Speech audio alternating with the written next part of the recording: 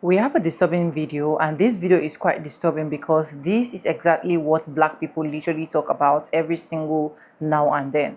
And you know, the funniest part is the fact that you have this Latino and Hispanic, Mexican, Asian people trying to blend with black community, trying to make you see every single reasons that black community and people of color, they are supposed to be one, they are supposed to be flying together, they are supposed to be jumping together.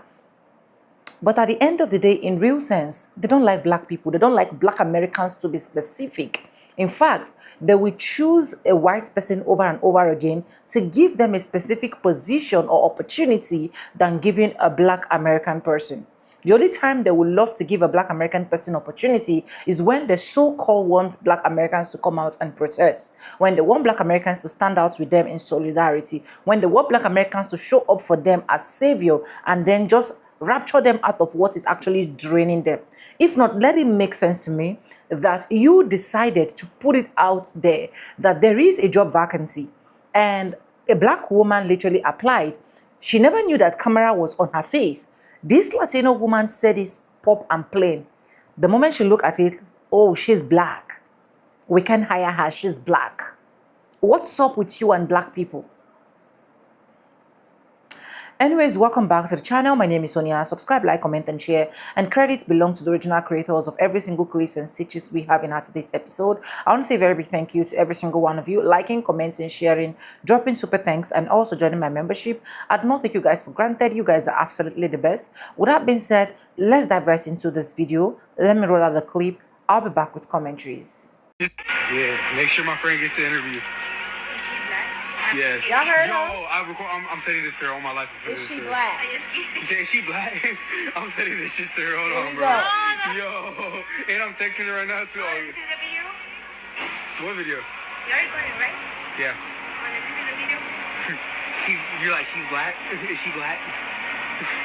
Bro, damn, like, that's the first thing you say, Stacey, bro. She No, racist, because bro. you say that before. Stacey, Because you say that. so, but if you work here, you're gonna be the only black person here because it's all Mexicans. All Mexicans. Y'all heard that So part. if you do get the job, this is a tour of the kitchen. You know, dirty ass It looks shit, like all Wendy's. all this. You might be cashiering, I don't know. Now, why would that Mexican cashier, she must be like a hiring manager or somebody, say, is she black? Why? I want y'all to tell me in the comments, why does it matter if his friend that he's referring, clearly they probably are hiring because you already inquire, like, are y'all hiring before you would even reference somebody? Why does it matter if she's black? I want y'all to tell me in the comments, why do you think she asked if she was black? Now, these are the types of things that we talk about, and everybody says that we're lying and we're delusional. And when the ice cream truck first started coming around, initially rounding up people, Latinos were crying up and down the goddamn TikTok streets. I have the video proof on my goddamn page. Check them out. So, since when we had a problem? Since when the black people ain't gonna help us? Where the black people at?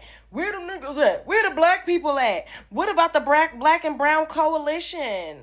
We need to stick together. And we literally would get up here and say, when you guys get into position of power, y'all ice us out, y'all ostracize us, and y'all discriminate against us in workplaces.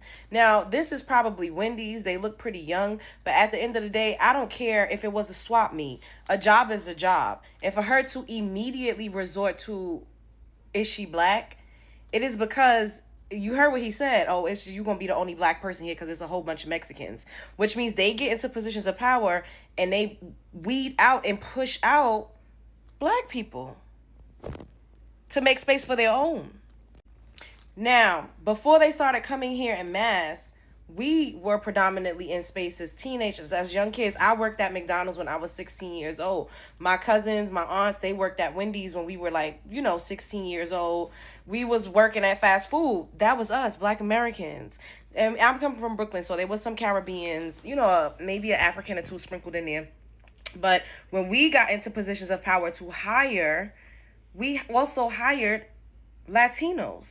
We wasn't like, oh, is she black? No, we also hired Latinos.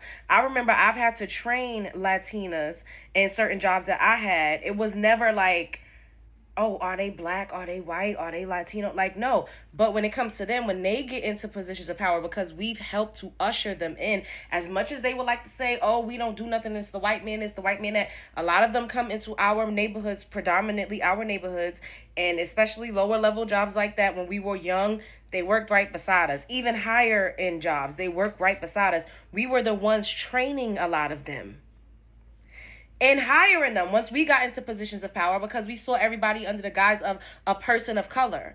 So as long as you wasn't a pale face, we thought, okay, we're giving you an opportunity. You know, we on the same boat because we're not white. And that was never the case when it came to other people. Now, I have to put this disclaimer out there. I'm not saying that all of them are this way. I'm not saying every single Latino is discriminatory or prejudiced. I'm not saying that, because I know some individually that is I love. But as a collective, that's how they operate. They don't operate under the guise of, oh, I'm going to look out for anybody that's just not white, because they also see themselves with a closer proximity to whiteness, and some of them literally just mark white on their applications and stuff anyway. But they get into positions of power and they discriminate against us under the guise of, oh, you need to be bilingual, and under the guise of, oh, I'm just hiring, who I know. They make it seem like it's a proximity thing when that's not always the case. It has a lot to do with racism and being discriminatory. Y'all picking up what I'm putting down? Do y'all agree? What y'all think about this? Spread love is the Brooklyn way. We've never done that. That's why they've been able to climb the ladder. Because we helped them. We would just hire you based on your qualifications. It wasn't like, oh, if you're not black, then we not hiring you. We didn't think like that. All right. This is... When it comes to the job market in LA or California, there's a huge discrimination issue going on with Black Americans. Employers are not willing to hire Black Americans even if they are qualified. Even if they're overly qualified, they're still not willing to hire them. There's a hidden agenda at play here.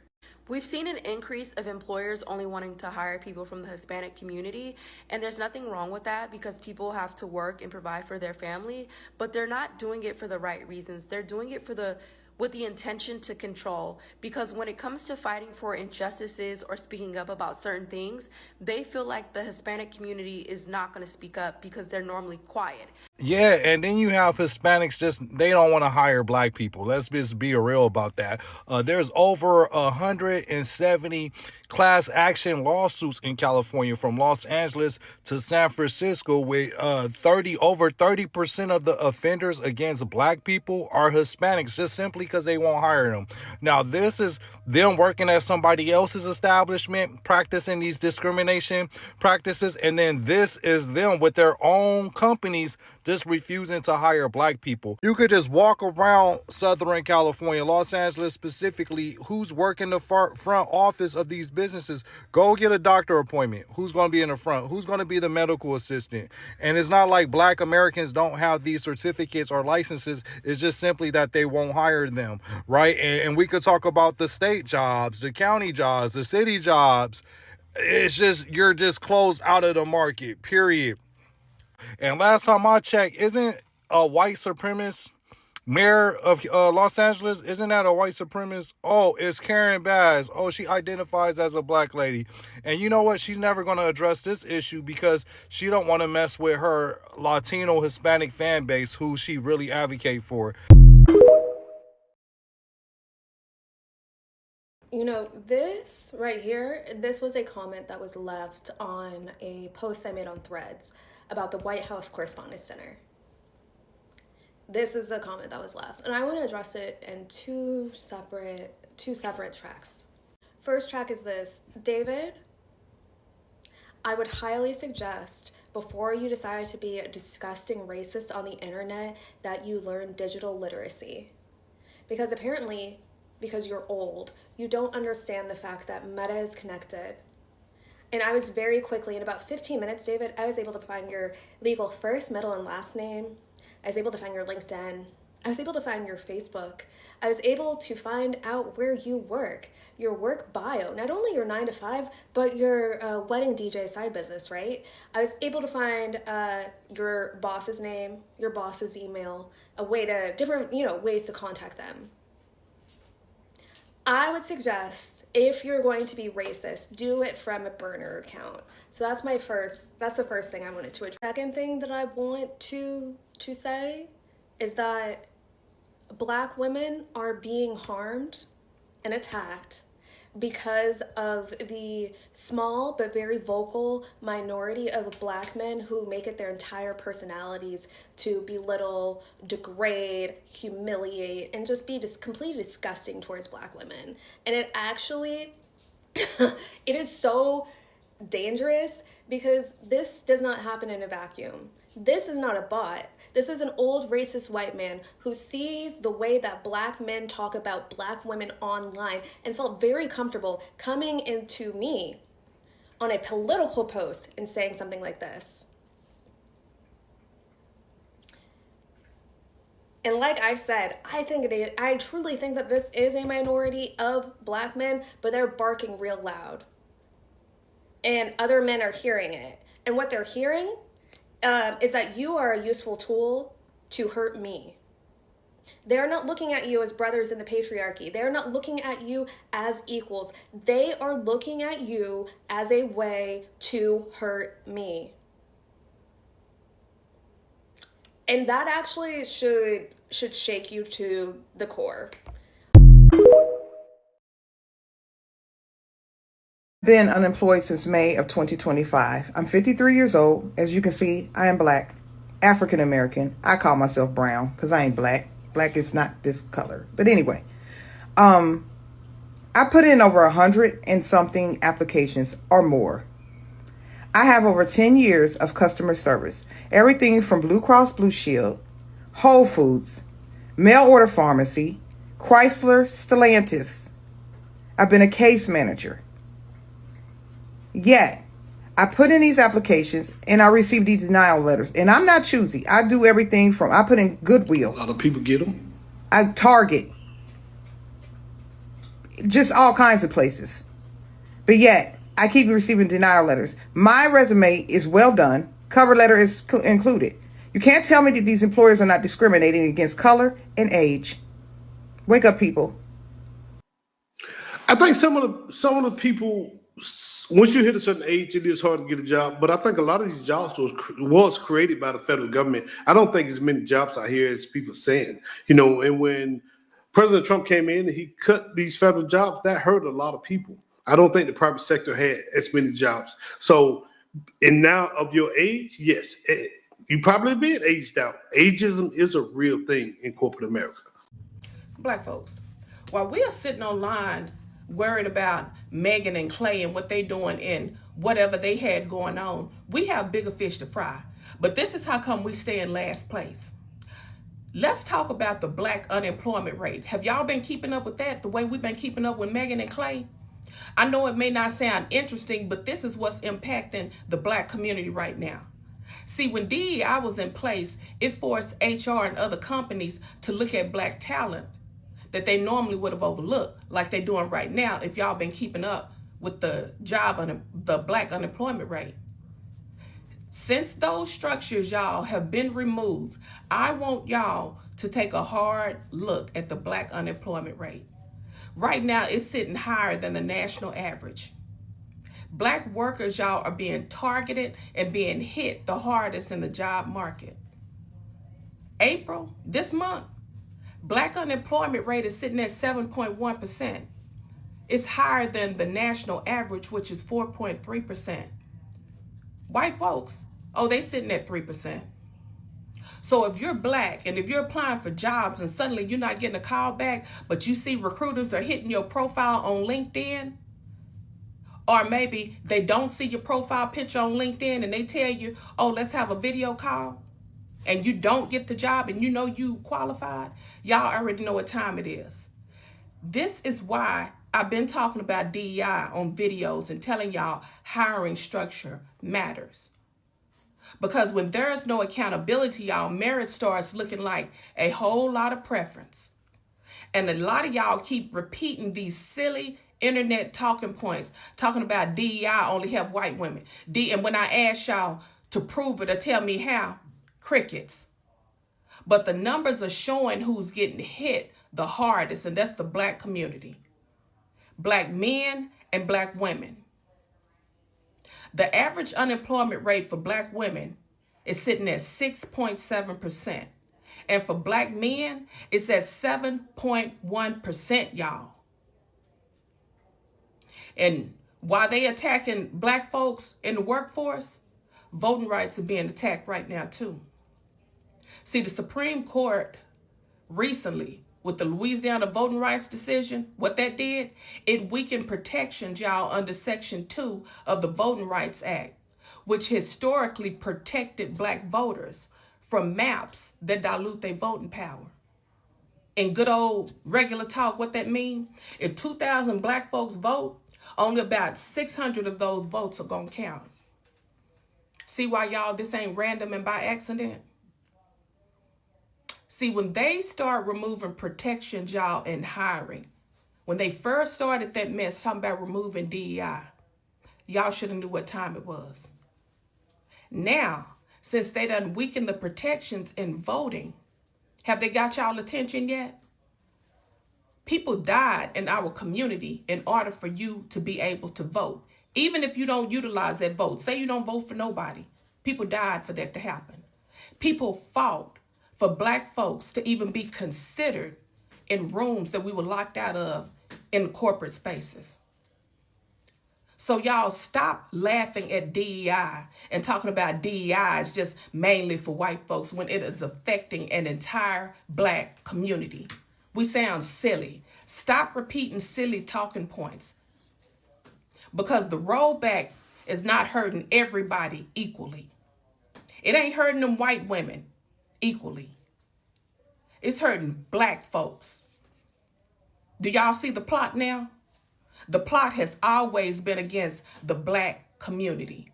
So while y'all sitting around again talking about a Megan and a Clay who could give a damn about any of y'all, look at what's right in our face, and that is the Black unemployment rate. And if it ain't hit your household yet, it's coming around the corner. See, this administration, what I know, do not give a damn about Black folks. It's all about billionaires. I'm Dr. O, y'all, and I'm out. There is and has been a clear attack on Black women, like full stop. There's no other way to say it. There is a new report out that says that while Black women only account for 14% of the workforce, Black women represented over half of all women who lost their jobs in 2025. And this is not just across one industry. We're talking healthcare, education, social work, journalism, etc. And this one is personal for me because I have been feeling like Black women have been targeted over the last 2 years, especially considering all of the DEI shifts, this political administration. Because I've been noticing this trend in my personal life. I know so many Black women that quite literally were let go from their jobs. I'm talking high performers that were making great money, that were doing their jobs, only for them to be let go. And this in no way, shape, or form is to sound bitter, but this is to say that Black women specifically are being targeted, and I feel like it is definitely intentional. So if you're somebody, you're a Black woman, and I'm talking to you specifically Black women, if you were let go, if you're struggling right now, if you're figuring, oh my goodness, I cannot get a job, it is not you, babes, because there is a clear attack on Black women in America right now. So if you're an ally, like you say you're an ally, hire Black women, period. I'm trying to make this fucking video as short as possible. I can't make it short. Anyways, I'm gonna make a long story short. I did an application for Bonetti, PA to be a receptionist at their temp office, right? When I got on the Zoom video, it was a whole bunch of ladies on there, right? So I knew right then that they wasn't gonna hire me because I didn't look like them. Now, when I did the interview, everything that they asked me and my response, like, blew them through the roof. Like, you can see, like, the response, the facial expressions, like, oh, wow. Like, she know what she's talking about. One, my resume speaks for itself. Two, I know how to talk very professional. And I know what I'm talking about. When it comes down to this receptionist stuff, I know what I'm talking about. I'm well educated in it.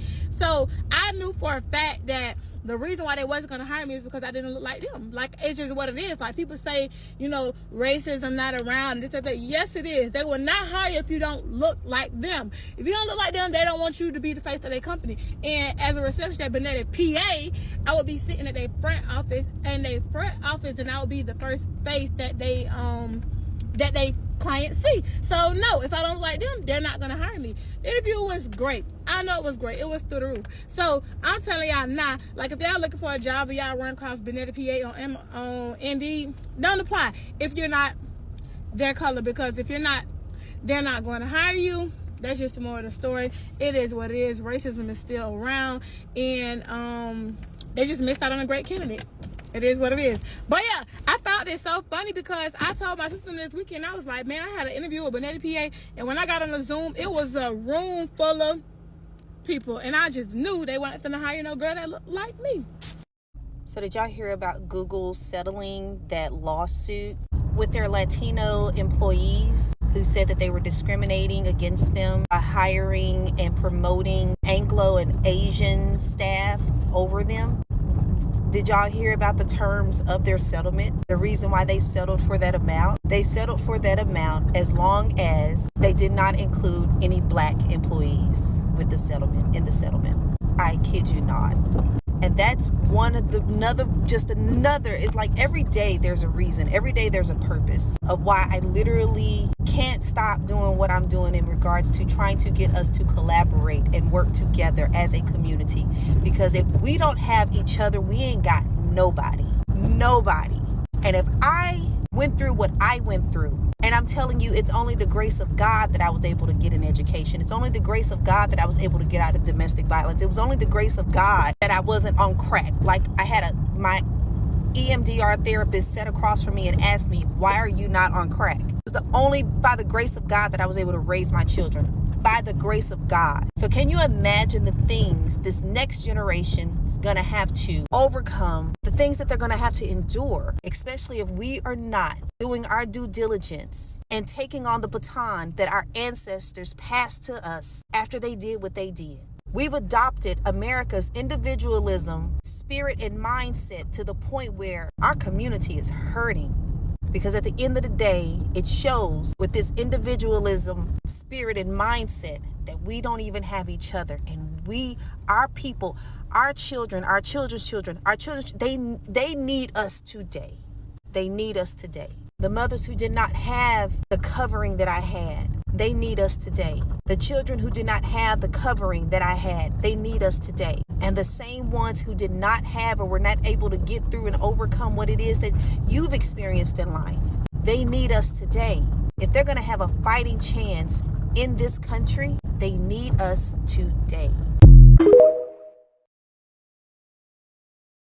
Does it surprise you that California's largest racial bias cases are of Latino employees discriminating against and abusing black employees? So this is what's happening.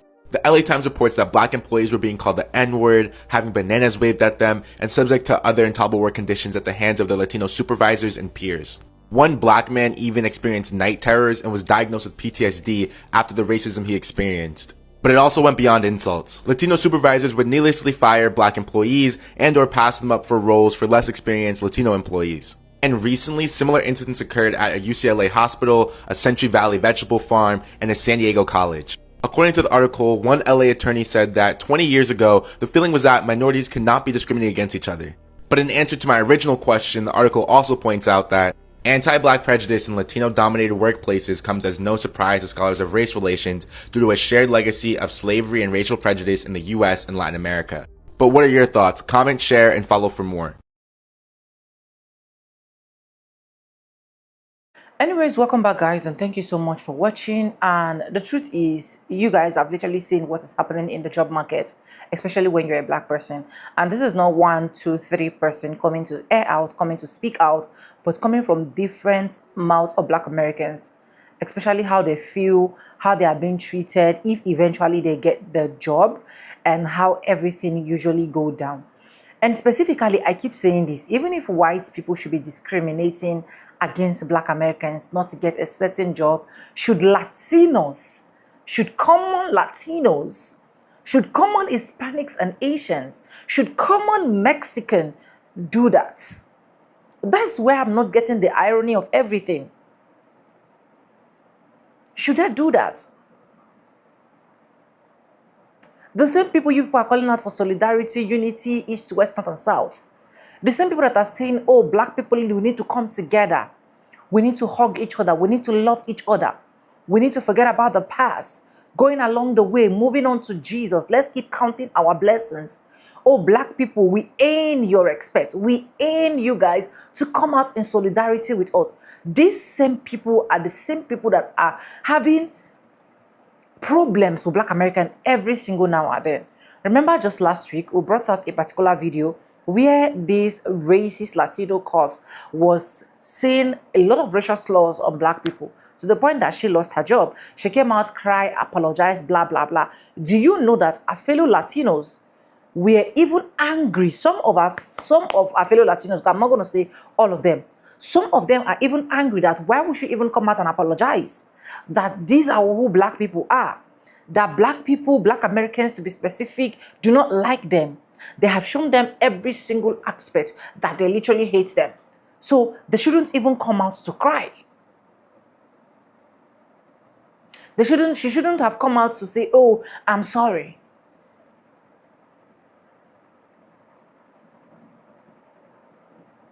So I keep asking myself, what are we really fighting for? What are we really fighting? What are we really dragging? What are we really going for?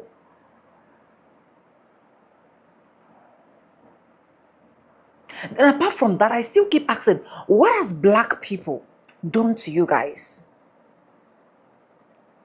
You people will tag them lazy, and the moment they are coming to get a job is a problem. You people, they will still come and patronize you people in your business place. It is still a problem. I have seen it that it has gotten to the point where there is nothing Black Americans will do that everybody, let me not say every race, some people will sit out well with it.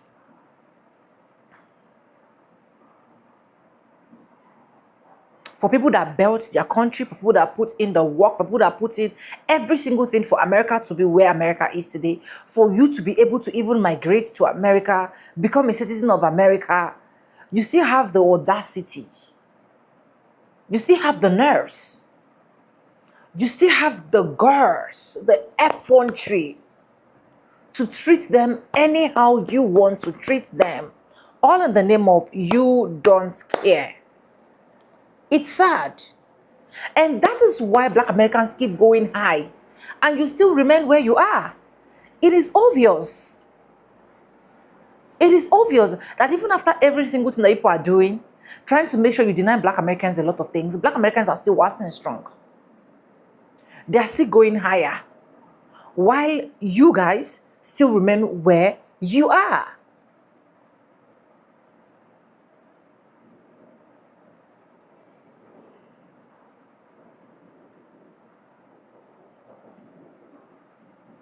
Now, giving jobs is not all about being qualified. Now, giving job is not all about, okay, let's look at the resume. Who is more qualified? Giving job is now about the skin color. Who are you? Are you a Black person? It's